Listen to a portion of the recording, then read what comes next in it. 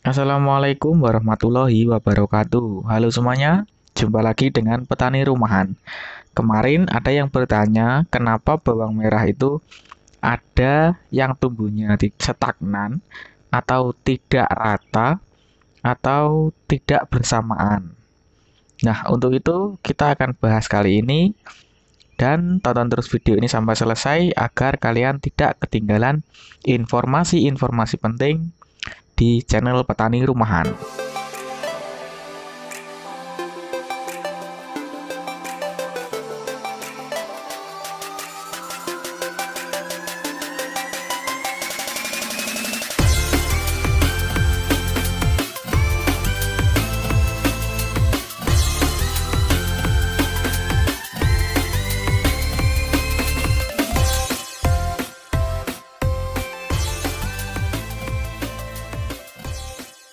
Yang belum subscribe, subscribe dulu ya agar Mimin semakin semangat dalam membuat konten-konten seperti ini.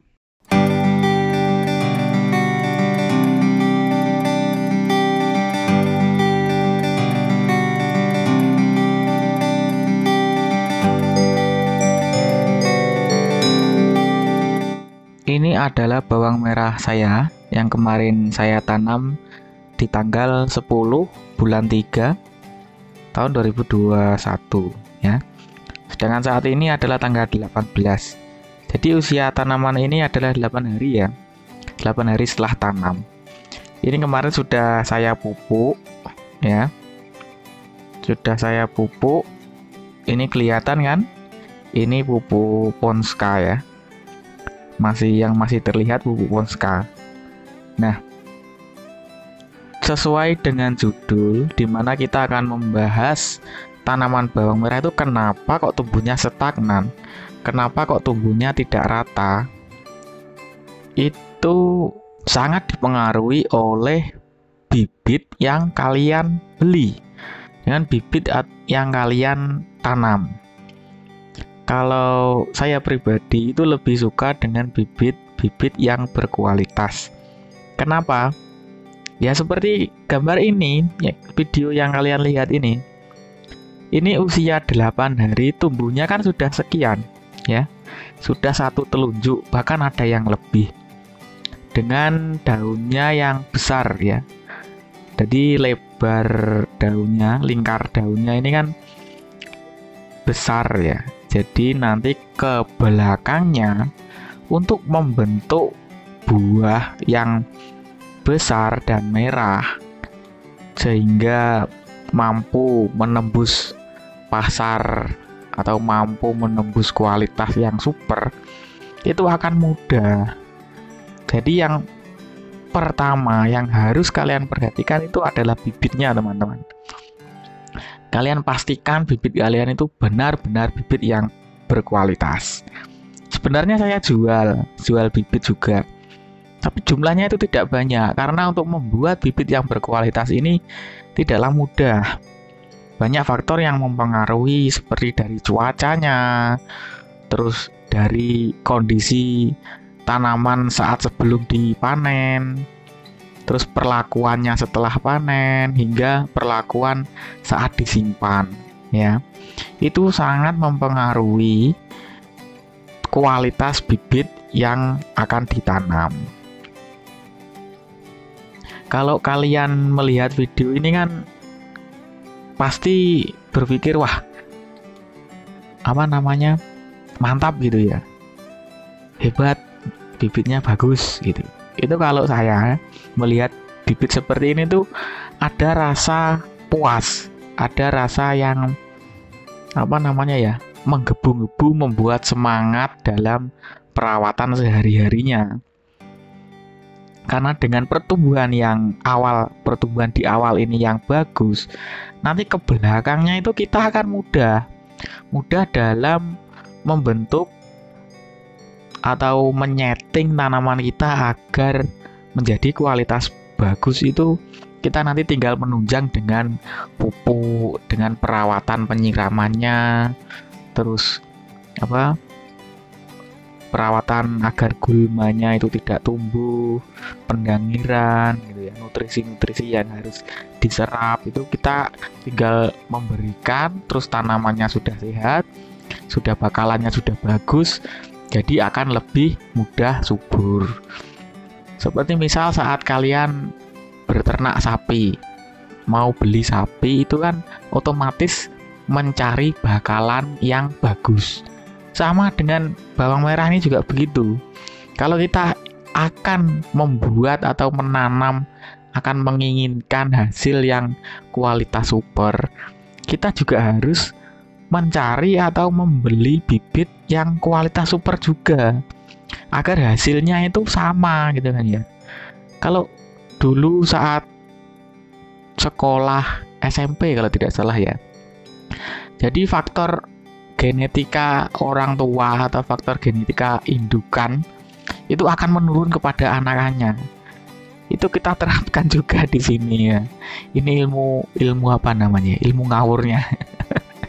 Seperti ini teman-teman. Jadi bibit itu berpengaruh penting dalam kesuksesan kalian berbudidaya tanaman bawang merah ini.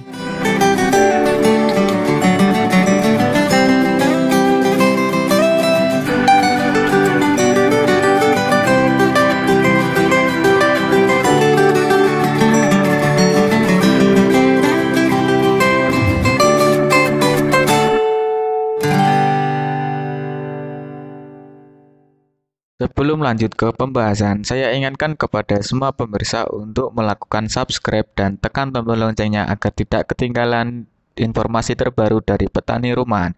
Mari kita dukung channel ini, kita kembangkan channel ini. Lalu selanjutnya yang mempengaruhi tanaman bawang merah itu tumbuh stagnan adalah pengolahan lahannya ya teman-teman. Biasanya pengolahan lahan yang kurang tepat atau kurang pas itu menyebabkan air itu tidak bisa merata di dalam tanah. Biasanya kalau daerah sini menyebutnya itu ngapu atau pengapuan, di mana air itu tidak bisa meresap sampai ke akar yang lembut itu, yang untuk menyerap unsur hara tanaman. Jadi pengolahan lahan yang kurang tepat atau kurang pas itu akan menyebabkan terjadinya gagal tumbuh akar, di mana tanah yang terlalu keras atau terlalu susah untuk ditembus akar tanaman bawang merah ini akan mempengaruhi pertumbuhan tanaman bawang merah kita. Jadi karena kegagalan akar tadi, terus suhu yang tinggi yang terlalu panas. Jadi kan setiap di siang hari, terutama di atas jam 11 itu kan tanah di persawahan itu sangat panas ya. Sangat panas, sehingga dimana saat air tanah di sekitar akar itu kurang maksimal akan menyebabkan akar itu gagal tumbuh. Nah, saat akar ini gagal tumbuh, maka pertumbuhan daun itu juga akan terganggu. Biasanya ini sangat rawan pada saat tanaman bawang merah itu sudah mulai ditanam, dimana saat kita sudah mulai menanam itu harus setiap hari kita siram.